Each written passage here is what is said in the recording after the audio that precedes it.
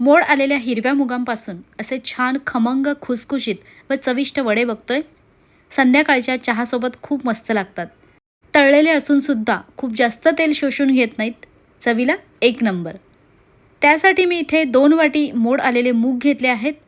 म्हणजे हिरवे मूग स्वच्छ धुवून 6 तास पाण्यात भिजत ठेवले.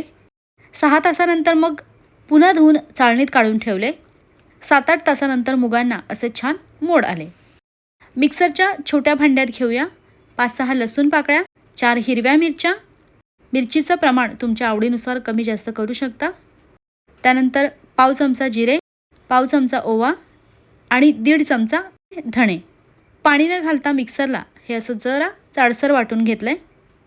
त्यानंतर ह्यात घालूया स्वच्छ धुतलेले मूग. पाणी न घालता मिक्सरचा स्पीड कमी जास्त करत मूगसुद्धा जरा जाडसरच वाटायचे.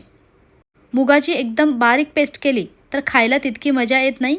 त्यामुळे खूप जास्त नाही, पण जरा जाडसरच वाटायचे.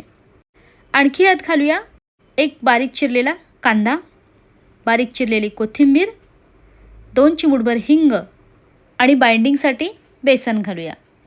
सध्या अर्धी वाटी बेसन घालते. गरज वाटली तर नंतर घालता येईल. त्यानंतर वडे छान कुरकुरीत होण्यासाठी 2 चमचे कॉर्नफ्लॉवर घातलं आहे. ह्याच्याऐवजी तेवढ्याच प्रमाणात तांदळाचं पीठ घातलं तरी चालेल. चवीनुसार मीठ आणि पाव चमचा हळद घालून हे मिक्स करून घेते. ह्यात मी पाण्याचा वापर अजिबात केला नाही. म्हणजे मुगांच्या ओलाव्यात जेवढं भिजेल तेवढंच. पाणी घातलं तर बेसन जास्त घालावं लागेल. मग खाताना मुगांची चव कमी येईल. ह्यात आणखी अर्धी वाटी बेसन घालावं लागलं. म्हणजे 2 वाटी मुगांसाठी 1 वाटी बेसन लागलं आहे. आता चिमूटभर खायचा सोडा घालून पुन्हा मिक्स करून घेते. 2 मिनटं ह्या पद्धतीने फेटून घ्यायचं. म्हणजे वडे छान हलके फुलके होतात. हे खूप घट्ट किंवा अगदीच पातळ नको, असं थोडंसं सैलसर ठेवायचं. जास्तच सैल वाटत असेल तर गरजेनुसार आणखी बेसन किंवा तांदळाचं पीठ घालू शकता. 2 मिनटं व्यवस्थित फेटून घेतलं. लगेचच ह्याचे वडे बनवायला घेऊयात. त्यासाठी लोखंडी तव्यात तेल गरम करायला ठेवलं आहे. आता हात स्वच्छ करून जरा ओलसर हाताने ह्याप्रमाणे वड्याचा आकार द्यायचा. आपल्या आवडीप्रमाणे जाड, पातळ, छोटे मोठे वडे बनवू शकता. त्यानंतर ह्याप्रमाणे मध्यम गरम तेलात वडे अलगदपणे सोडून घेते. हात ओलसर असल्याने वडे हातातून व्यवस्थित सुटतात. हात व्यवस्थित क्लीन पाहिजेत, नाहीतर मग वड्यांना आकार देता येणार नाही. मध्यम आचेवर वडे तळून घेते. ह्याच मिश्रणाचे तुम्ही भजीसुद्धा बनवू शकता. किंवा कोणाला तळलेलं चालत नसेल तर ह्याच मिश्रणाचे तुम्ही नॉनस्टिक पॅनवर थालीपीठ थापून भाजून खाऊ शकता. अलटी-पलटी करून वडे तळून घेते.